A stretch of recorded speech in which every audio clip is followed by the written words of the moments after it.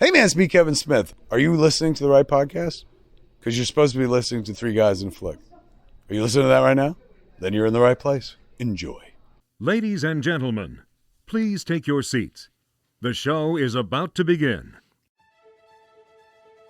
Yeah, Jack Burton looks that big old storm right square in the eye and he says, "Give me your best." The other guy quits and shouts, "Mate."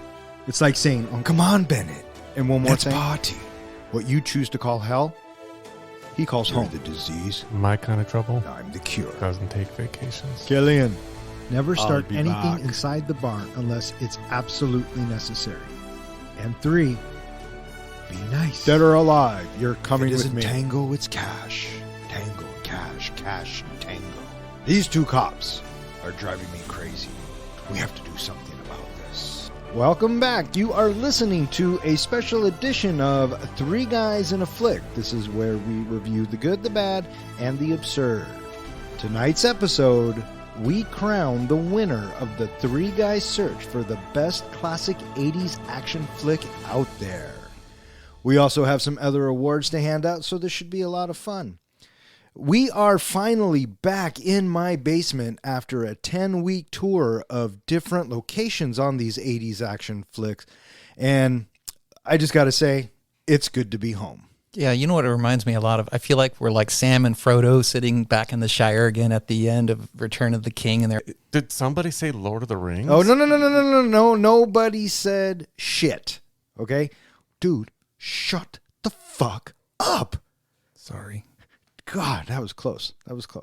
So yeah, coming to you from my basement, my name is Don. And to my right, we have our comic book guy. This is John. Heidi ho.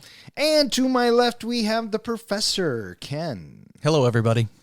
So yeah, tonight, this is it. We're going to crown our winner. How do you guys feel about And this? we never have to do an 80s movie again? Well, let's not get ahead of ourselves. We can pump the brakes on classic 80s action flicks because there are more out there. But I hear what you're saying. And yeah, we could move forward a little bit, I would think. What do you think, Professor? There's movies in the 80s to still be reviewed. Absolutely. I agree. And, right around the corner is one of my favorite holidays of the year, So, Rosh Hashanah? wow. Do I give you that vibe? That's Like like that would next be week. that would be my favorite holiday?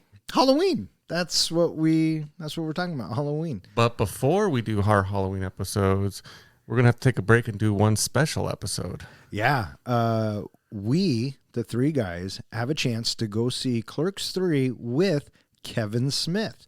And there is going to be a question and answer afterwards. And apparently somebody thought that we were VIP, so we get to go into the VIP section, get a couple pictures taken. I, for one, am super fucking excited. What about you guys? All I can say is don't embarrass me, Don. Shit.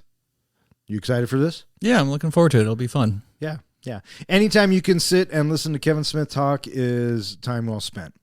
Such a great storyteller. You think he's listened to our podcast? Who knows? But maybe after tonight, stranger things have happened. Yeah. Right. But before we get into all of that, we have to crown our winner. But before we do that, we should take a stroll down memory lane.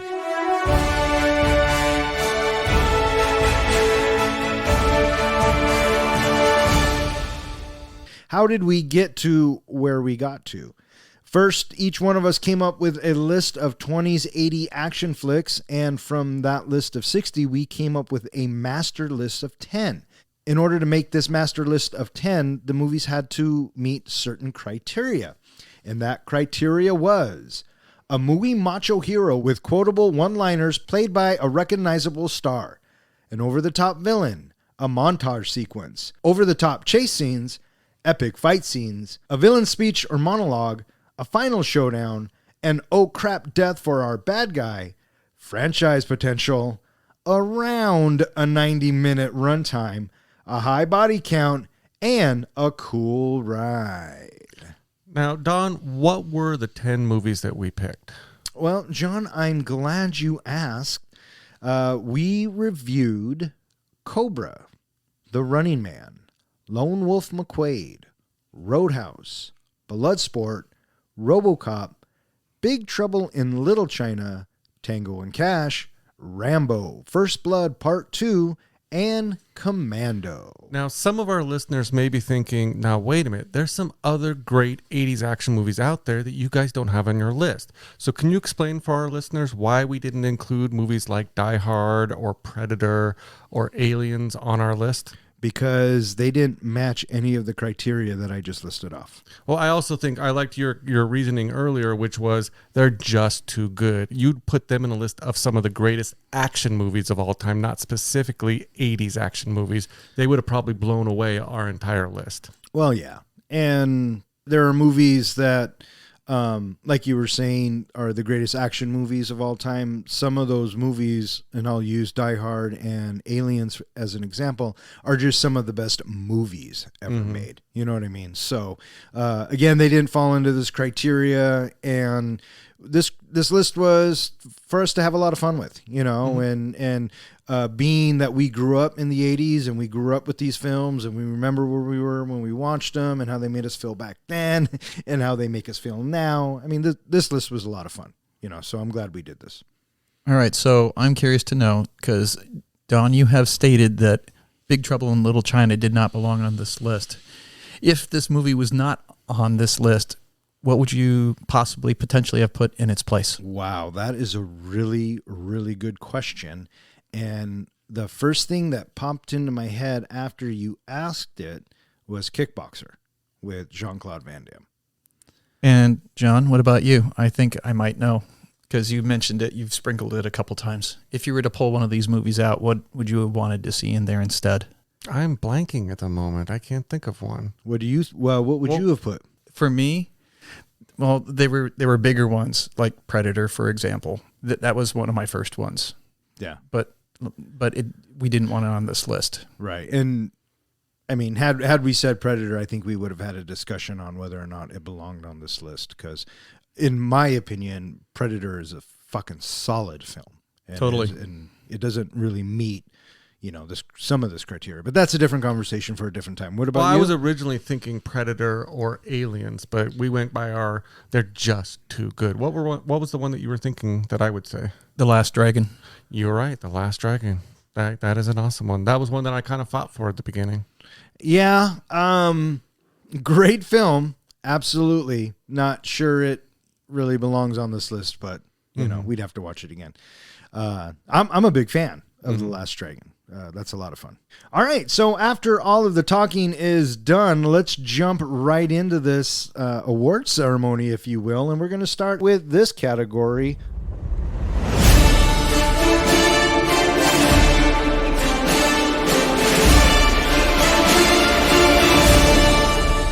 A Cool Ride. Which one of our 80s classic action flicks had the best ride? For me, I had to pick Cobra. He had the 1950 Mercury Monterey. I thought that was the coolest out of all the cars in our movies. Yeah, solid choice, Professor. What, you didn't like the Sunbeam Alpine driven by Radon Chong and Commando? No, I'd have to go with Cobra as well. And I think I'm going to go ahead and make that unanimous.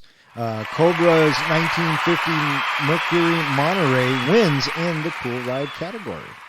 Well, let's move on to our next category.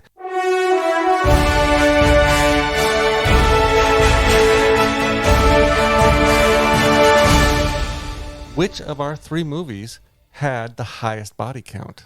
Well, I guess in an instance like this, let's just say it came down to Big Trouble in Little China, Tango and Cash, and Commando.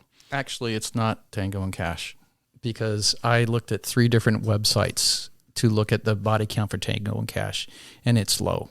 So the third one is really supposed to be Rambo. Yeah, alloutofbubblegum.com, moviebodycounts.com, and lotsofdeathsfandom.fandom.com. They all had Tango and Cash at either 25 or 20 body count. So I think it was just a typo that you did or something like that. No, I went to, I think it's called the Body Wiki, bodycountwiki.com, and they are one of the people we're pointing to as the experts, but I don't know. A lot of other people take the numbers from them. So that's what I went with for all of our list. And they had Commando as our number one. Yeah, Commando. And so it'd either be Commando, Big Trouble, or Rambo. But yeah, Commando's the top one. Yeah, Commando not only came in as the highest body count, but also the highest body count done by our hero at 109 total, with 102 of them by Arnold.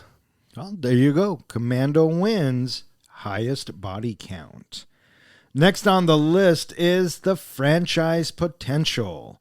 I think really only 2 of these films, maybe 3, even apply to this category, but the clear runaway winner is Rambo. Has to be. Yeah, Right. I have to agree. RoboCop had some somewhat successful Well, how about sequels, this? but There not were- as good as Rambo. There were 2 more RoboCop movies, yes. Yes, but they could not compete with how Rambo did. No, of course not. Of course not. And Rambo First Blood Part 2 was the sequel, Yeah. which is funny. Roadhouse did have a sequel, but I don't know anybody who even saw it. And I think it was straight to video. Yeah, something like And that. not that that matters these days, but back then I think it mattered. So take that for what you will. Next on the list is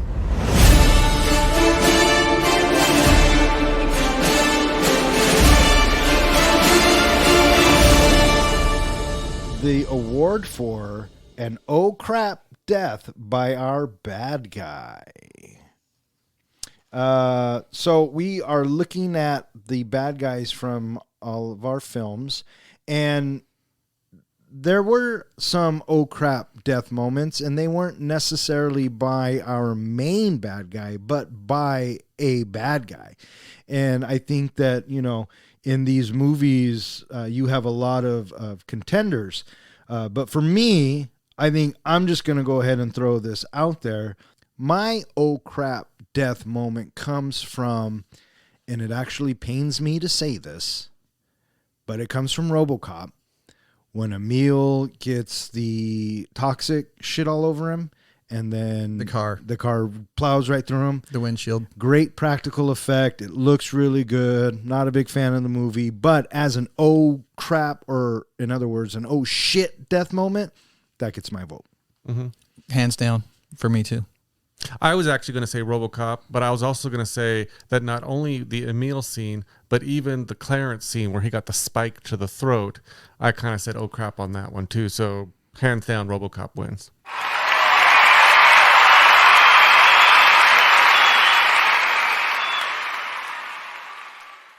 Coming up next, the Final Showdown. So naturally, in all of these movies, you have your good guy and your bad guy. And naturally, the good guy and the bad guy have to square off. And out of these 10 films, gentlemen, which one was your favorite showdown? For me, I'm going to have to give the award to Bloodsport. Frank Dukes versus Chong Li at the end, and making him say Mate without having to kill anybody, without having to do any massive injuries, just getting him to say Mate, which is something that he should never have had to say. Award goes to him, in my opinion. Nice. Professor? I'm going with Bennett and Commando. Bennett and Commando. Nice Final Showdown. I myself am going to go with Cobra and Stallone's Final Showdown with the Night Slasher. I like the campiness. I like when he gets hung on a hook and starts saying, "You have the right to remain silent." It's just fun. And the winner of the Final Showdown award goes to Bennett and Matrix from Commando. Classic square off, classic duel. A little bit unbelievable for me, but what do I know? Next up is the award for Best Villain Speech or Monologue. So it doesn't necessarily have to be at the end of the movie. Correct. Anywhere in the movie. Who did you think gave the best villain speech or monologue? This one's a tough one for me. I really enjoyed Killian in The Running Man. I enjoyed just about everything that came out of his mouth. But there's one person whose voice and whose monologue just sticks with me. So I'm actually going to have to give it to Jack Palance in Tango and Cash. And for me, it came down to not so much Killian because, well, whatever. But I thought Brad Wesley delivered some great monologues because he was a villain that was unimposing, He wasn't a big stature, but he had a big presence. And then I thought Dick Jones naturally gave some good monologues because he was Bond villaining the whole time saying, haha, now I'm the bad guy, right? But I agree with you, John. I think that when I think of these monologues, the first thing that pops into my head is the quote that we did from Tango and Cash, right? The opening with Jack Palance and then just him throughout that movie and his cadence and the way he presents it. And it's just classic. Absolutely classic. So I'm going to agree with you, and I'm going to go with Jack Palance on that. Well, there you go. Then that's the winner. Who was your pick? Dick Jones. Yeah. Solid pick. For sure. Epic fight scenes. Epic fight scenes. Now, we have 10 classic 80s action films with plenty of fight scenes. Kind of hard to pick out your favorite, but if you had to, because you do, what would be your favorite professor? Well, we're talking about scenes, which means it could be a prolonged fight. It could be a couple of minutes on the screen, right? Absolutely. Whatever your favorite fight sequence is, a fight scene, fight sequence, same thing in my book. Well, then I'm going to go with Rambo in the rain with the blood. I mean, and when he's in the mud and such. Yeah, that's good. I like that. That's a solid choice. For me, I'm going back and forth between Roadhouse and that scene with the throat rip, as well as Bloodsport had so many great epic fight scenes. I got to give it to Roadhouse. I got to give it to that throat rip scene. The throat rip scene from Roadhouse. All fantastic ones, but for me, I think my favorite fight scenes are the Kumite sequences, where we get each fighter and the winner and that whole bit. I think that's the most fun for me. So I had Bloodsport, you had Rambo, you had Roadhouse, and because we need to go to the tiebreaker, the winner of Best Fight Scenes, Rambo: First Blood Part 2, which I am totally happy with. I can agree on that. Absolutely. That was a great one. Great one.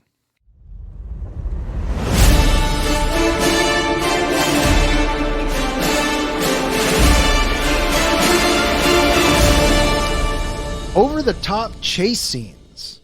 Over-the-top chase scenes. Where do you guys come in on this? Can we count Dynamo in his little Dynamo car? Is it a chase? Well, he's kind of chasing the people on foot. Well, it's a yes or no question. Is it a chase? Yeah. Okay, then it counts. For me, I think my favorite over-the-top chase scene is in Cobra when they're going to the safe house for the first time and they're in Cobra's 1950 Mercury Monterey and, he just beats it to shit. But it's over the top, it's fast, and that's my choice. I think where I go to first is in Cobra when he is in the back of the truck and you got all the motorcycles coming at him. Yes. Solid. That's exactly where I was going to go, Professor. The back of the truck in Cobra. All right, so there you go. Cobra gets its first award. I was afraid Cobra was going to get shut out. Best chase scene goes to back of the truck, Cobra. I love it. So good. Montage sequence. I'm just going to throw this out there. You don't have to take it. I'm just going to throw it out there. I vote that we count the bit where Tango and Cash are getting framed and it's the court scene and all those quick cuts. I vote that we throw that into the montage pool. Take it for what you will. If that's not what you were going to pick what you're going to pick, and let's throw it out there. So, favorite montage? Anybody at all? Mine is Cobra. No, not Cobra, but Commando. Because when I look at a montage, we're talking about 80s action movies, I feel like the montage is sort of represented, but really the essence, the heart of a montage for an 80s action movie, it's the gearing up. that happens. And the gearing up that happens, like for example in Aliens, when Ripley is getting ready to go down and get nuked, you are accumulating, all of your provisions that you are using for what you're about ready to embark upon. When you have Rambo getting all of his equipment together, when he's gearing up to go into before he gets into the helicopter at the beginning of the mission. And so that is that goes back and forth with a little bit of we see a couple of the other characters, we see the computer room, but with Commando you have Schwarzenegger, the extreme close-ups of each piece, and then you listen as each thing gets put into its sheath or zipped up or clinked into place. And I think that is an epic, definitive montage that we expect out of an 80s action movie. Solid fucking choice. And I got to tell you, Professor, some of my favorite moments in film throughout history are the getting up, suited up, ready scene. Well, let me make it hard for you, Don, because I think you're going to come down to the deciding vote on this, possibly.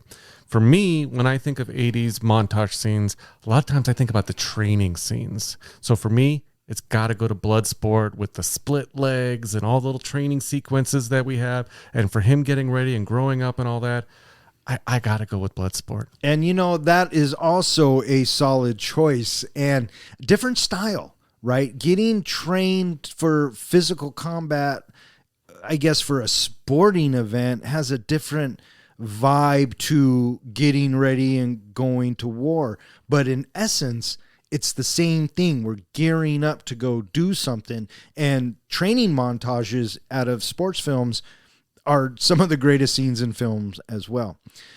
So yeah, it does come down to me. And for me, ever since I was little, the getting ready scene always first happened to me, and is still what I think of, is from Rambo First Blood Part 2, when he's getting ready and he puts the knives in the thing and he puts his bow and he's loading the clip with the bullets. And it was just, that moment was filled with such excitement, Nobody does a montage getting ready scene like Rambo. I mean, even Stallone. Look at Rocky and his training montages, right? Yeah. So you're going with that one? I'm going with Rambo. So that would make our winner,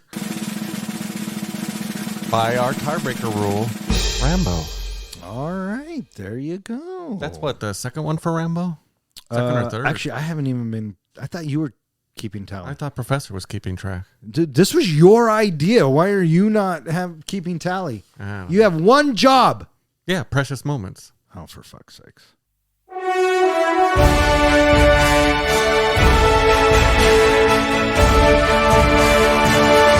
Over the top villain, or let's just say the best villain.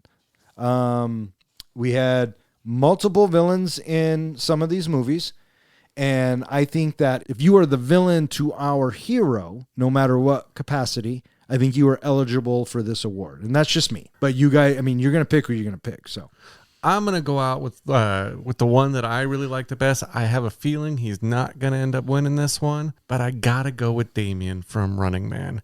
I don't know why, but his sliminess, his just over-the-top game show, not giving a crap about anybody, just to me was the perfect villain for these 80s action movies. Good choice.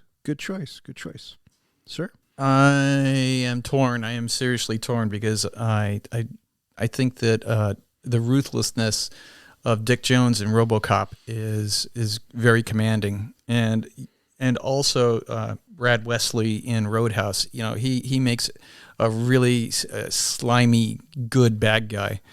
But I think over the both of those, I'm gonna go with Bennett because in Commando, because he's a little unhinged. He is a little bit on the psychopath side. He's a little on the crazy side, more so than those other two that are just ruthless and cutthroat. Yeah, solid fucking choice. I am of two schools of thought. I'm with you, Professor. I am torn. I did like the Night Slasher because I felt uneasy when he was on screen. I really enjoy Bennett because he is a great foil to our John Matrix. The Russians and the Vietnamese in Rambo, well, they were kind of cookie cutters, so I wouldn't say they were, strong by any means. But what stands out to me is definitely Brad Wesley and Dick Jones. because they are, as I said earlier, unassuming, and they're not physically going to beat you in a hand-to-hand combat. However, they are going to fuck with you mentally, and in Dick Jones's case, he can make anything happen because he was the boss, and that power sometimes is even more scary than the guy wielding the knife. So ultimately, I am going to give my award to Brad Wesley from Roadhouse. So that makes Bennett our winner. That does. The best villain of these films, according to the three guys, is Bennett.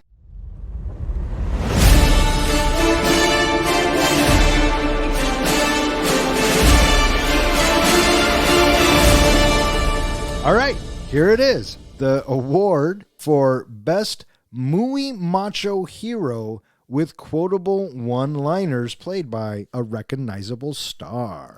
For me, I'm going to just give my award to who I felt had the most one-liners that were recognizable and was really, at least in his mind, the most muy macho. I got to go with Jack Burton. Jack Burton from the comic book guy. Well, I've got 4 people on my list. I've got Dalton, Dukes, Rambo, and Matrix. And I got to say, I'm swirling around when I think about those guys because they all represent a strong aspect in their character. But it's got to come down to either Rambo or Matrix for me. I think ultimately, Dukes is in there. But it's got to be one of those two. And in the end, boy, I don't know. It's a toss-up. Yeah. So let me ask you this real quick. Are you leaning more toward the muy macho side over the one-liner side?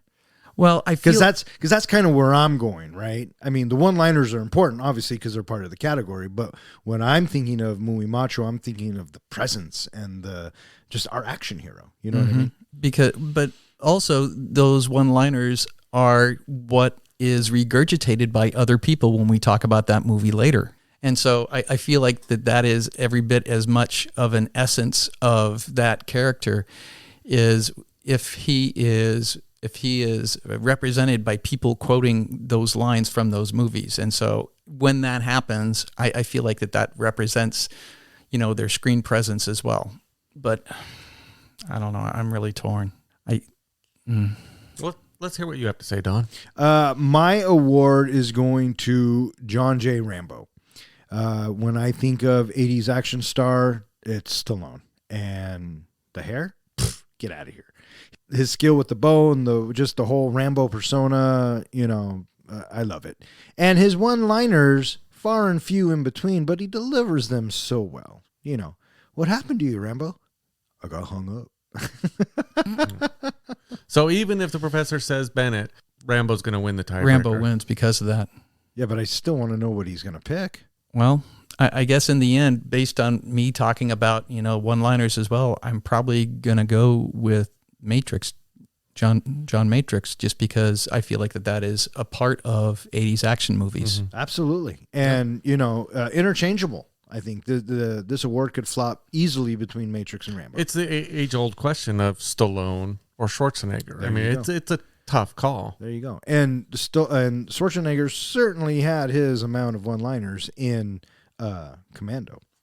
And speaking of which, our next category, who had the best one-liner? And to clarify, this one-liner was said by the main hero or heroes. So we won't see any secondary characters. We won't see any villains, anything like that. These one-liners come from our heroes. Can I make a suggestion on this category? Sure. When you pick your one-liner, I think you need to do your best impression of that character. Reading that one-liner. That's not a bad idea. Well, I am going to say this, and we can argue about it if you want. I'm going to throw down my vote as the entire Tango and Cash movie. Everything they said was a fucking one-liner. Everything was. And it was fun. It was fun. But can you pick one of their one-liners? Rambo's a pussy. For me, I don't know. I'm just a big fan of Big Trouble in Little China. I know you felt like it maybe shouldn't have been on this list. It shouldn't. But I got to go with just about every line that came out of Jack Burton's mouth, especially the ones where he goes, just remember what old Jack Burton does when the earth quakes and the poison arrows fall from the sky and the pillars of heaven shake. Jack Burton just looks the big old storm right square in the eyes and says, give it your best shot, pal. I can take it. There's too many. I know, All it wasn't right. a great Jack Burton. All right, so Tango and Cash, Big Trouble. We'll just do it by movie now. I always have a couple of lines that I say in Commando. I always have both of those lines that I say in Robocop. I always talk at school about being nice. So Roadhouse, right? And it's my way or the highway, right? Several of these movies, I say them a lot. Which one's your favorite? All of them? What it comes down to is it's all about delivering the right quote at the right time in the right moment that we're in, which you and I do all the time with stuff. Right.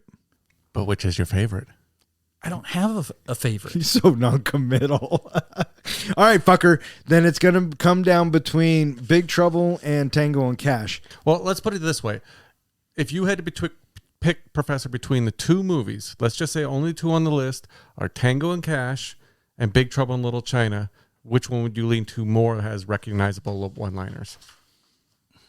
I guess Tango and Cash, just because there's a million of them. Okay, then I think we should give the award to Tango and Cash. Tango and Cash, top one-liners. All right, so with all of those awards now in the books, now comes the time for...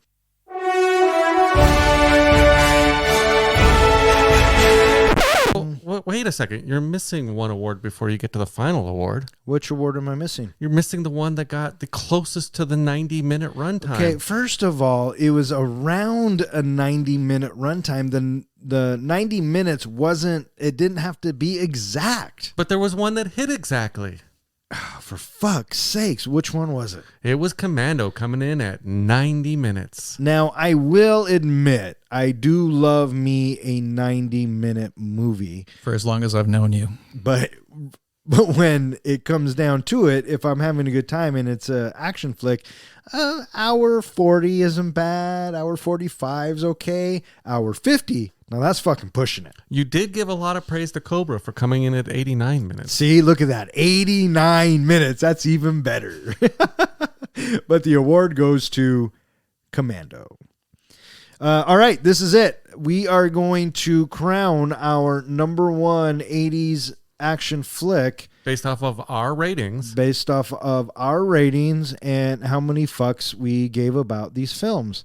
We'll go ahead and start in last place. At number 10, we have Lone Wolf McQuade with 2.4 fucks. In ninth place, we have Cobra with 2.6 fucks.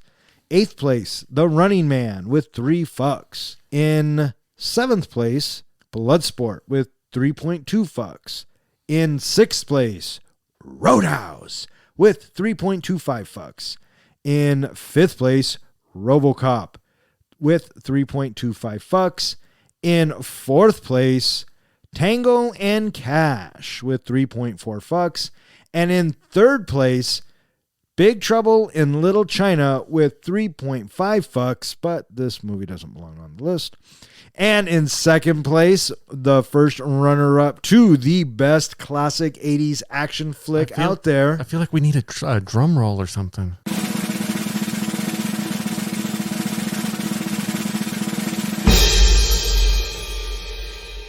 Is that better? I'm feeling a little bit better. Okay. And our first runner-up for the greatest classic 80s action flick is Commando with 3.6 fucks, which means the number one best 80s classic action flick is Rambo, First Blood, Part 2. You know, I think I would agree with everything on that list. That is the order of movies that I would probably, if I had to pick one to watch, I'd go with Rambo first. Oh, yeah? There you go. I'd totally go to Commando first. Yeah. But that's okay. I mean, equally as strong, you know. I said it earlier, Rambo, Commando could be interchangeable in so many different categories. And, you know, at the time, that was the best thing about movies, and it still is the best thing about movies. You don't have to choose. You can watch both, and you can love both. And that's why I fucking love movies. So I had a lot of fun with these 10 movies. I'm actually glad to be out of the 80s cycle and looking forward to moving on to some other fun events. Well, the best thing is our next set of movies that we're going to do like this is the greatest musicals ever performed as a movie. You know, it is so funny that you say that because I just recently flew home from Chicago, and you know what I watched? Grease? Across the Universe. Across the Universe. Good one. Yeah. So, Why? because that's probably my favorite musical. Not The Greatest Showman? Greatest Showman is fantastic. Good flick. But there's something about Across the Universe that just, I don't know, gets me every time I watch it. Not Moulin Rouge? I'm going to kick you in the fucking balls. We got to talk about the cage fight. Oh, you're absolutely right, Professor. We need to talk about this cage fight. We now have all our entrants. All right, so we now have 11 participants because Tango and Cash are 2. And this cage fight has now turned into Thunderdome. 11 men enter, 1 man leaves. Thunderdome, the rules are, there are no rules. And you have been asking this question for 10 weeks, John. Go ahead and ask me now. Do they get to use weapons? Now they get to use the weapons.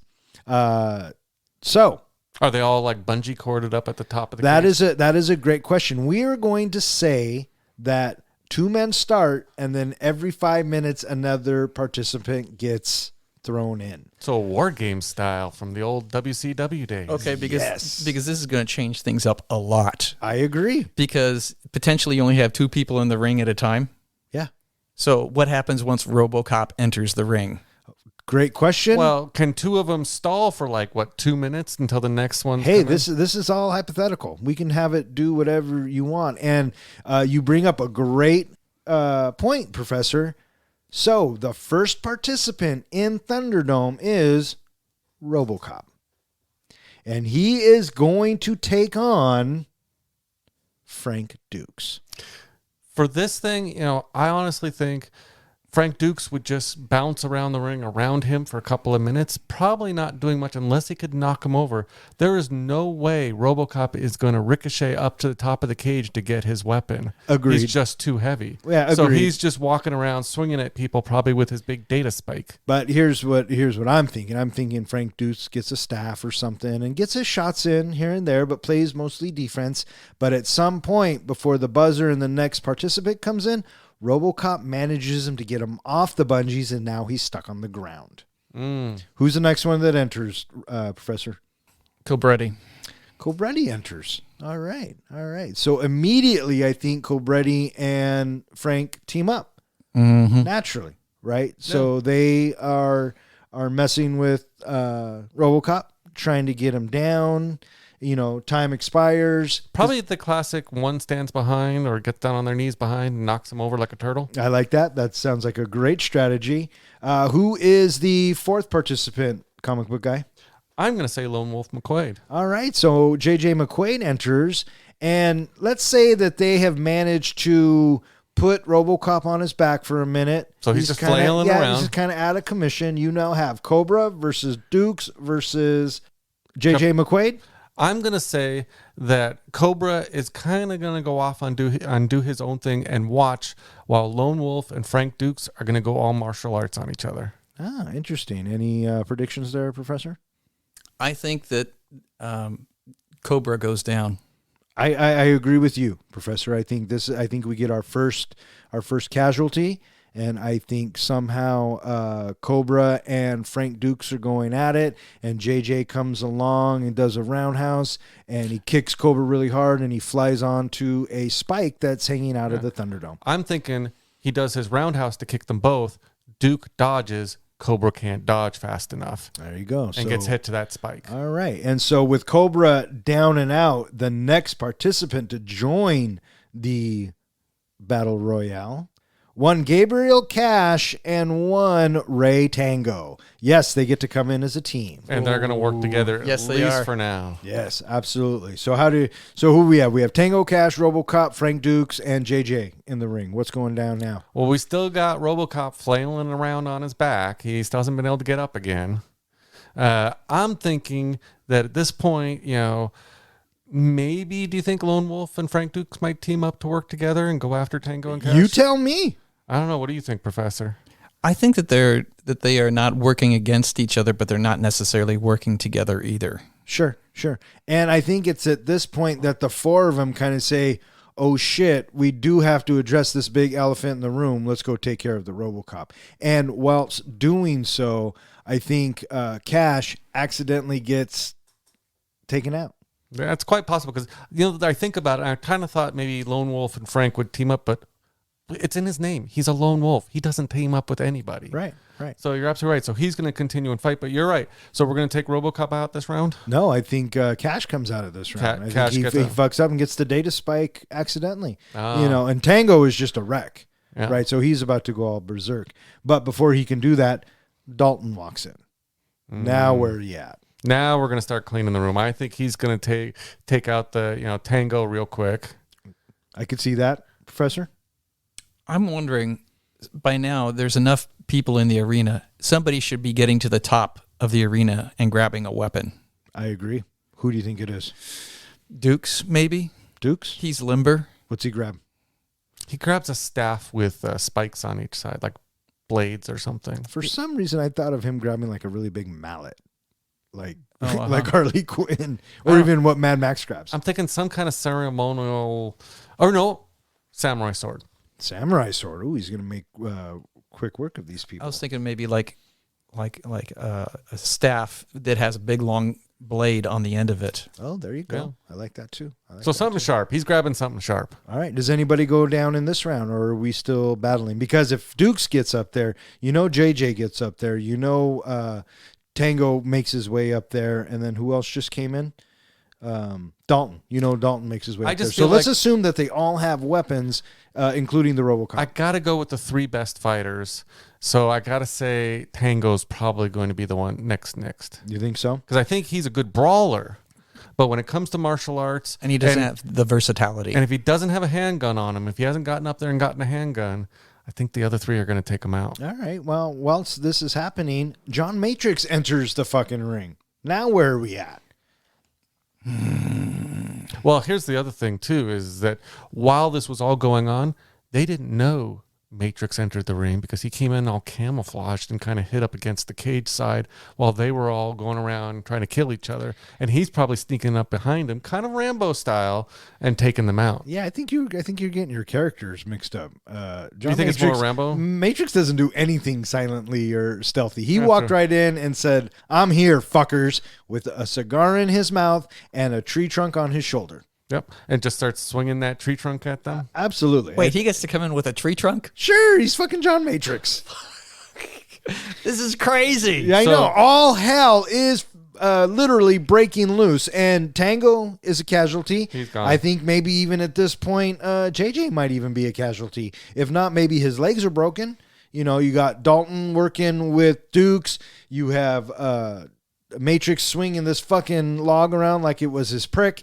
And RoboCop's still, being RoboCop. I kind of think at this point, Dalton's going to try to go after Matrix, and he's going to get hit by that log. Oh, I can see and that I think happening. that's going to do some damage, even though pain is just, pain. It's nothing. I think he's going to be kind of broken in the side, licking his wounds. Right. And as all of this is happening, good old Jack Burton enters the ring. And here is my prediction for Jack Burton. He walks through the door.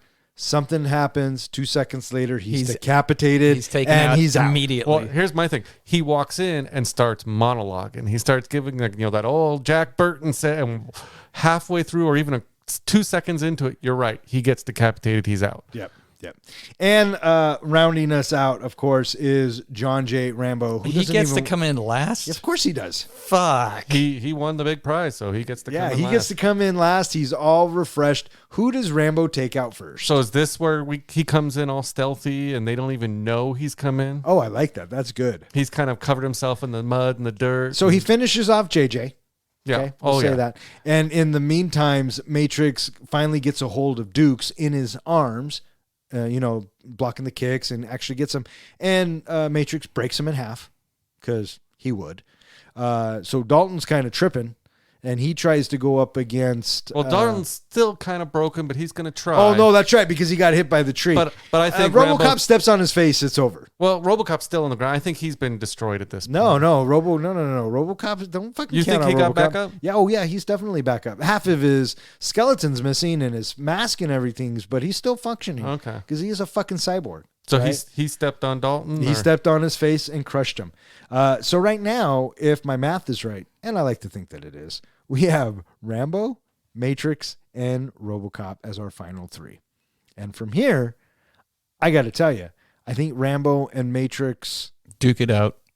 and I was going to say they team up and take care of RoboCop first, and then they duke it out. I was sort of hoping that one of the two goes down and then RoboCop grabs like the big long blade and decapitates the last remaining person, and then there he is laying on his back, and he's the winner. All right, so the professor declares RoboCop the winner. Final three. But you missed one person. Who?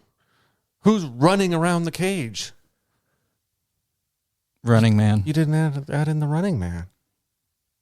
Oh, I didn't? No. Well, he's dead. I think he's running around. He just finally tired out. He came in. He came in early. He came in last. How about that? He comes in last. What's his fucking name? Ben Richards. Ben Richards Just comes in runs in. last, and he gets he trips and falls onto Better yet, as he runs in, Rambo is already springboarded up to the top to get his bow and arrow and just puts an arrow right through him. Oh, there you go. He's out. So the professor had RoboCop winning. Rambo, Commando, and RoboCop are your final three. Who wins?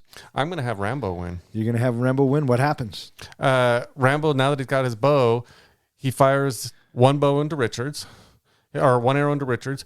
RoboCop gets the explosive arrow right in the mouth, blows his whole head off the robotic body, and then it comes down to Matrix and Rambo, and they get down just a good old-fashioned knife fight, and I just think Rambo's going to take him with the knife. So you think Rambo wins that one? I think Rambo does it with the bow knife, the Rambo knife. Yeah. I can't believe I'm going to say this, but I think I have to agree with you, Professor. I think RoboCop bides his time. He was the first one in, and he becomes the winner because what did you say? It's out of attrition he has the good fortune of having a blade right close to him that he's able to take out the sole remaining opponent, because he's just barely there, and then thwap. Right. Oh shit. Yeah. So we're going to declare that RoboCop is our winner of the War Games. So well done. Well done. Well done. Now that's a movie I want to see. All right. So that is going to wrap it up for our special episode of Three Guys in a Flick. I just want to thank Zach, Ronnie, and Jill for always listening. Keep on listening. Thanks, Zach. Thanks, Ronnie. Thanks, Jill. I also want to thank everybody who stuck with us through all 10 of our 80s classic action movies, as well as this episode. So thank you for listening. Yeah. And I want to thank any new listeners that we might have. We really appreciate it. Thanks for giving us a shot and spread the word.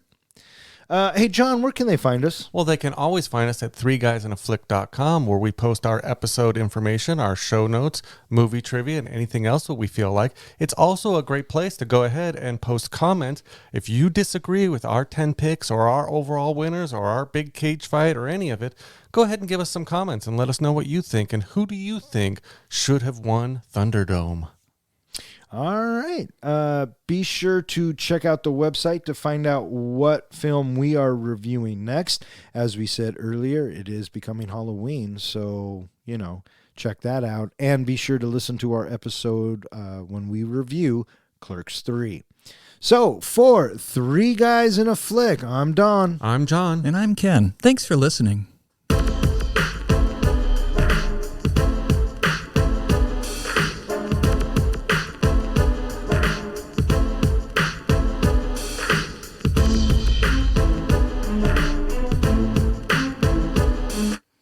So now, if we let Leroy Jenkins come, if we let Bruce Leroy come into Thunderdome, where would he have finished? Last. If he had the glow, though? Oh, you didn't say with the glow. If he comes in with the glow, maybe top 2.